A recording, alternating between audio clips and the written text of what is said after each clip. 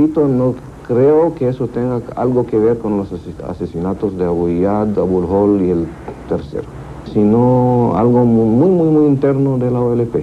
Nosotros tenemos el mismo camino, estamos caminando a nuestra capital, Jerusalén, y todos estamos luchando para llegar a Palestina. No hay ajuste entre nosotros. La OLP está compuesto por 8 facciones distintas. Hay otros grupos terroristas árabes fuera de la OLP que ni aceptan la autoridad de Yasser Arafat. Y de vez en cuando está luchando uno contra el otro. Preocupados por la posibilidad de una guerra, los italianos arrasaron hoy con los alimentos no perecibles de los supermercados. Las ventas aumentaron un 400%. Desde Roma, Macarena Puigredón. Hoy fue un día casi de silencio en el Vaticano. El único comunicado que se envió decía que en estos momentos solo resta mantener la esperanza, aunque ya parece imposible. Porque cuando sean las 6 de la mañana aquí en Italia, terminará el plazo del ultimátum. En ese momento, el Papa comenzará a rezar por la paz hasta las 7, en su capilla privada. Luego celebrará una misa. Durante el transcurso del día, Juan Pablo II se mantendrá informado de los acontecimientos en el Golfo a través de Monseñor Angelo Sodano. También es posible que mantenga conversaciones telefónicas con los distintos jefes de Estado. Mientras tanto, la situación en Italia es bastante tensa. La Cámara de Diputados se mantendrá abierta toda la noche a la expectativa de que habrá un continuo desfile de políticos. Incluso el expresidente de Nicaragua, Daniel Ortega, llegó esta mañana a Roma a entrevistarse con el jefe de Estado, Julio Andreotti, para darle a conocer su propuesta de paz. Por otra parte, ya han sido notificados todos los reservistas de hasta 55 años que, en caso de guerra, podrían ser reincorporados al servicio activo. Y como es de esperarse, los ciudadanos han tomado las precauciones que están a su alcance. Temerosos de una posible escasez de alimentos, acapararon mercaderías no perecibles. El aumento de las ventas de hoy fue del orden del 400%. En definitiva, toda Italia vive el nerviosismo de la espera y el temor de un conflicto bélico. La mayoría de los chilenos que aún permanecen en el Golfo Pérsico no desea abandonar la zona. 5 están siendo evacuados de Riad por un avión militar argentino. Y si estalla la guerra, los embajadores quedaron en libertad aquí, dijo hoy la Cancillería. Los embajadores de Chile en Jordania, Nelson Haddad, en Siria, Ricardo Lira, Arabia Saudita, Ricardo Tarud, Egipto, Eduardo Trabuco, e Israel, Marcos Álvarez, quedaron en libertad de acción para abandonar la zona de estallar la guerra si pueden hacerlo. De los demás chilenos que aún permanecen allí, la mayoría no quiere ser evacuado, como ocurre con una treintena que se encuentra en Arabia Saudita y los Emiratos Árabes. 5 estarían saliendo en un avión militar argentino desde Riad al Cairo, y desde el Cairo nosotros los evacuaríamos hacia Santiago. La situación de Jordania es más o menos parecida a la de los Emiratos Árabes y Arabia Saudita. Allí también hay una cantidad de cerca de 35 chilenos, de los cuales solamente 4 están abandonando el país y el resto sigue esperando las posibilidades de que no haya guerra. Ahora, en el caso de ellos tienen pasajes abiertos para evacuar Jordania, puestos por nosotros ya hace un tiempo. Asimismo, están abandonando Siria, vía Turquía, 3 funcionarios de la Cancillería y un grupo pequeño, ya que el resto, ante el menor dramatismo de la situación, prefirió quedarse. La restricción vehicular en todo el país sería una de las medidas que el gobierno adoptaría en forma inmediata en caso de que estalle la guerra en el Golfo Pérsico. Vamos a señalar medidas tendientes a reducir el consumo. Vamos a iniciar una campaña de opinión pública a través de los medios de comunicación para decirle a los chilenos que tenemos un recurso escaso, que ahora está muy caro y que será necesario ahorrar muy severamente. Tenemos que disminuir el consumo entre un 10 y un 15%, diría yo. Y vamos a hacer una campaña para que la gente nos contribuya voluntariamente. Seguramente habrá también algunas medidas de restricción vehicular y el resto se anunciará cuando sea oportuno. Hoy día en el diario oficial se ha publicado la ley que cree el fondo para estabilizar los precios derivados del petróleo. Y precisamente si se disparan los precios, con cargo a ese fondo se bonificarán, de manera que la economía nacional no se vea tan definitivamente dañada como ocurriría de no mediar la existencia del fondo. Aparte de eso hay reservas que en el caso del ENAP comprenden, entre lo que está almacenado y lo que viene en viaje, el consumo necesario para unos 3 meses. Enseguida puede haber no solo una autorrestricción del consumo, que debería existir naturalmente en un país que es dependiente del petróleo, que lo compra y que lo paga caro en el exterior. No debería en consecuencia de ilepedarlo, debería usarlo con mucho cuidado, pero aparte de eso pueden imponerse medidas restrictivas del uso, consumo en la locomoción particular y colectiva, no solo en Santiago, sino en todo el país. Ambos secretarios de Estado participaron en la inauguración del muelle mecanizado para el carguío de cobre concentrado en el puerto de San Antonio. La inversión fue hecha por la compañía minera Disputada de Las Condes y ascendió a 9 millones de dólares.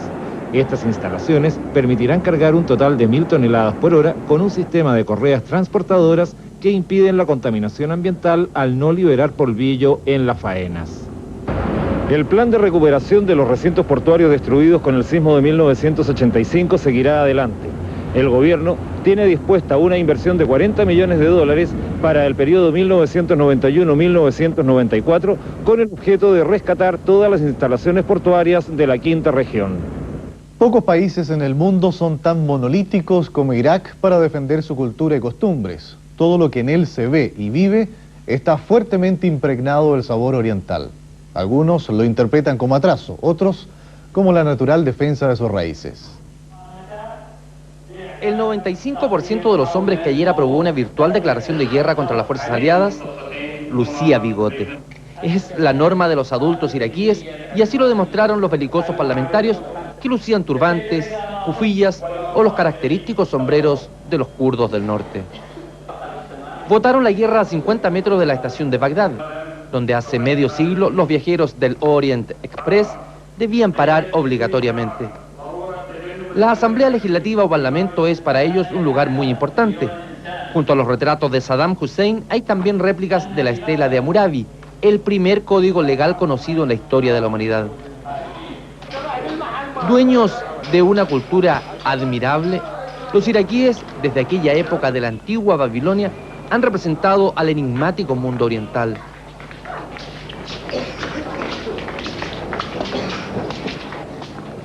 No abandonan sus costumbres más ancestrales y la contaminación o influencia occidental no supera el 7% en materia de vestimentas, por ejemplo. Esas mismas tradiciones mantienen en el arte. Los iraquíes lo son, de manera que sus objetos típicos gozan de amplio prestigio en todo el mundo.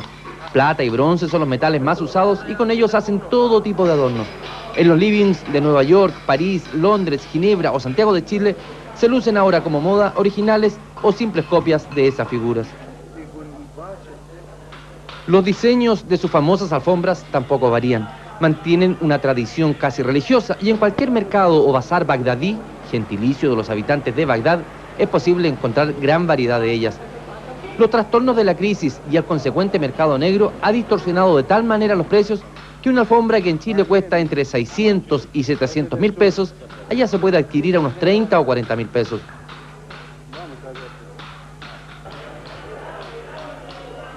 Sus costumbres en materia de economía, empero, representan atraso. No es difícil encontrar predios agrícolas donde se trabaje con arcaicos medios. En esas condiciones logran a duras penas autoabastecerse. Como buenos árabes, lo que tienen lo lucen y en algunos casos son magnificentes. El Arco del Triunfo, donde no exentas de arrogancia desfilan de tiempo en tiempo las tropas que vencieron a Irán, es un buen ejemplo. Tiene más de 50 metros de altura y sus bases muestran cascos de víctimas de la última guerra. Otro buen ejemplo es el monumento a los héroes, construido a todo lujo y a cualquier precio. En este caso hay también otra explicación. Se dice que este será el panteón de Saddam Hussein y su familia. Por eso no se fijaron en gastos ni en las importaciones de mármol. Otra cosa que tuvieron muy presente fue el motivo central. 2 medias cúpulas de una mezquita separadas para que a través de ella suba al cielo el alma de Saddam Hussein. Algo más de los iraquíes, un pueblo que ama tanto la vida como la muerte. Pero la realidad que se vive en estos momentos en Irak es muy diferente. Desde la capital iraquí informa Juan María Calvo de la agencia EFE.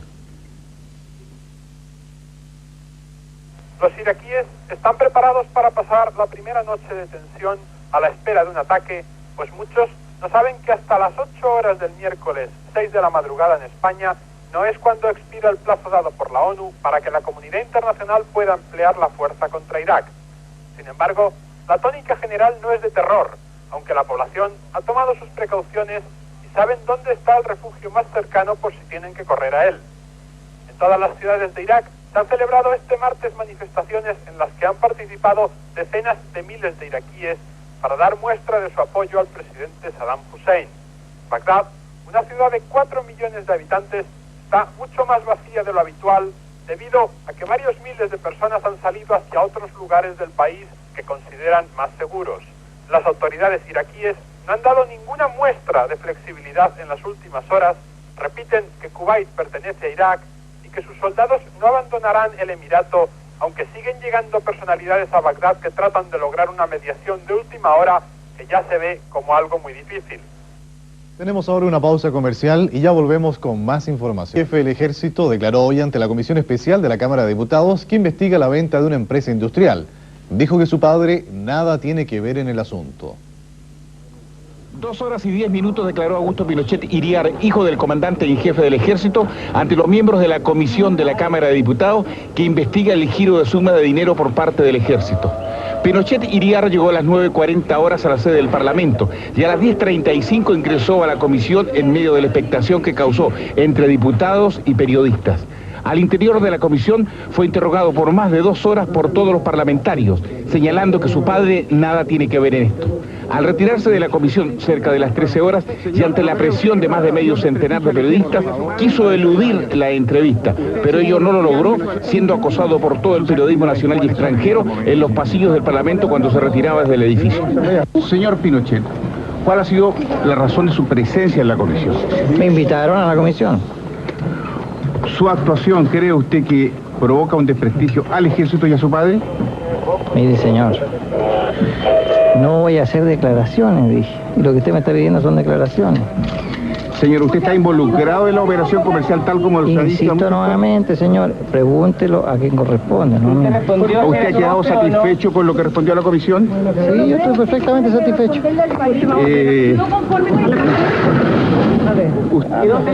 Señor Pinochet, soy de Canal 3. ¿Usted qué le puede decir al país después de esto? Yo estoy tranquilo, absolutamente tranquilo. ¿Usted cree que el prestigio de su padre está involucrado en esto? Alrededor de las 13 horas ingresó a la comisión el brigadier general Fernando Ormazábal, quien acudió a aclarar una serie de situaciones en las que aparece involucrado. ¿Usted cree que este tipo de investigaciones dañan la imagen del Ejército? La investigación en absoluto. Yo se lo he dicho, señor diputado, nadie en la institución se siente, digamos, afectado porque se realizan esta investigación. Lo que a veces pasa es que se especula con las informaciones.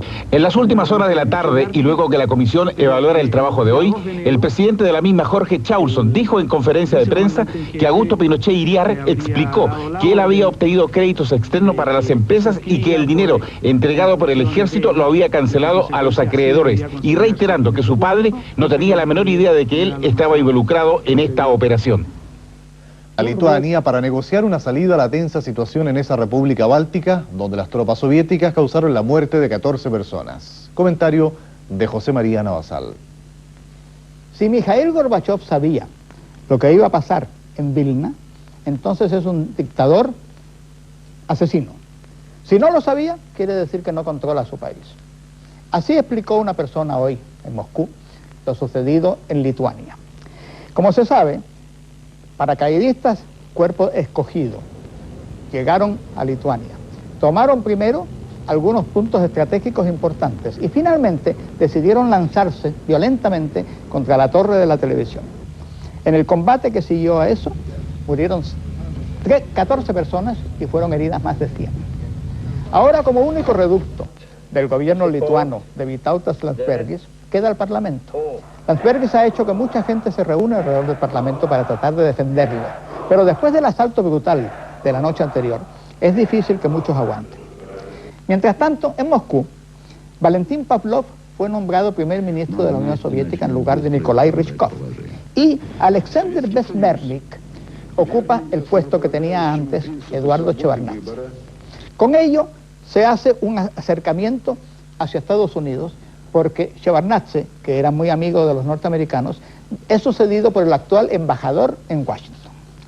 El Comité de Salvación Nacional, un comité muy raro, que fue formado en vísperas de la llegada de los paracaidistas y que asume ahora la posición de defensor del verdadero Partido Comunista, ha denunciado que se están preparando actos asesinos contra los dirigentes comunistas de Lituania, que ya hoy en día están atacando a sus familias, que sus hijos no pueden ir al colegio y que la situación es tan intolerable que se impone la necesidad de que Mikhail Gorbachev ejerza el control presidencial directo de Lituania como está establecido en la Constitución, que en casos de extrema emergencia debe ser el mismo presidente el que gobierne. Ese Comité de Salvación Nacional es misterioso. Nadie sabe exactamente quiénes lo constituyen, ni tampoco por qué se formó. Hoy pidió que fuera Gorbachev el que gobernara en el futuro Lituania. Pero ¿sería Gorbachev realmente? La pregunta que se hizo al principio siembra la duda. Si Gorbachev sabía lo que iba a ocurrir, es un dictador villano y casi fascista. Si no lo sabía, significa que no controla el país. ¿Quién lo controla entonces? ¿Sería Dmitry Yazov, el ministro de Defensa, el que maneja el ejército y el que es la figura más influyente dentro del ambiente militar? Hoy, Valentín Pavlov, el nuevo primer ministro,